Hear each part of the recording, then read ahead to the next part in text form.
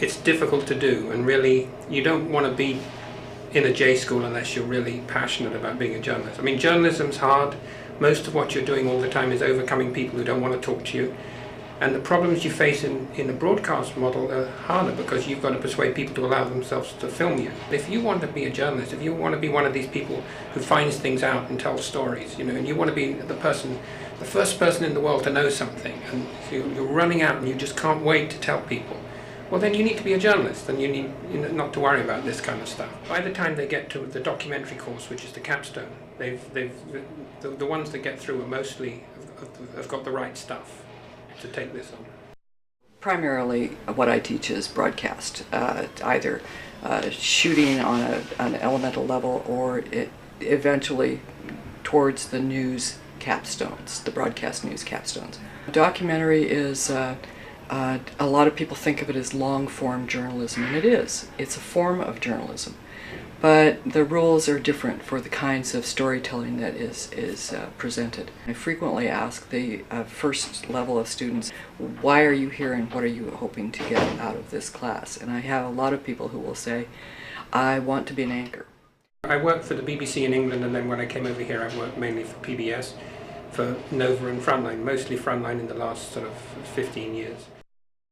Over time, we've come to realize that the world has changed and that students need to be well versed in being able to write text as well as to shoot video and still photography. I had a hard time deciding between the documentary class and the news class, but then I realized that it is really important in this day and age to know how to put together a documentary package, because there are different styles that go in to a documentary opposed to a news broadcast. Newspapers are now handing cameras to some of their reporters. Television stations have websites in which people are offering text as well as still photography as well as multimedia pieces that are videography and telling stories that way. I wanted to have as many skills as I could when I got out into the workforce. Some people will do reporting and will think to themselves, this is too fast. The demand is for too fast a turnaround on it. I would like to spend more time thinking about this, shooting it very carefully, putting it together. Documentary will better suit my personality.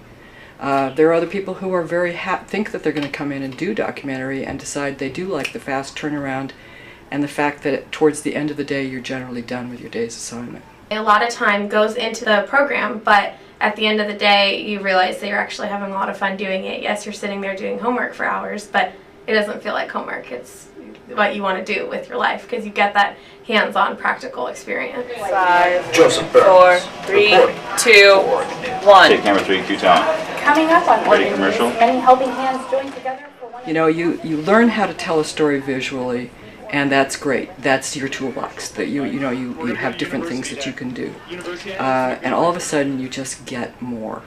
And so instead of saying, well, we won't do that story because that belongs to the print boys, down the block, or we won't do that story because that's for a still photographer to take that picture. All of a sudden there's an opportunity for people to go, great little story, even if it's only 3 stills with captions. Working with the professors that we have here, I feel like we're so privileged because we've got the best of the best. They know their stuff and they're teaching us how to apply these skills in the real world. I'm empowered by the fact that I was a part of being able to open the door for them. They have become a real newsroom. They are really doing it. They're assigning, they're editing, they're putting it together. They're remarkable. And they are actually good little journalists. The essence of all of this is learning from mistakes.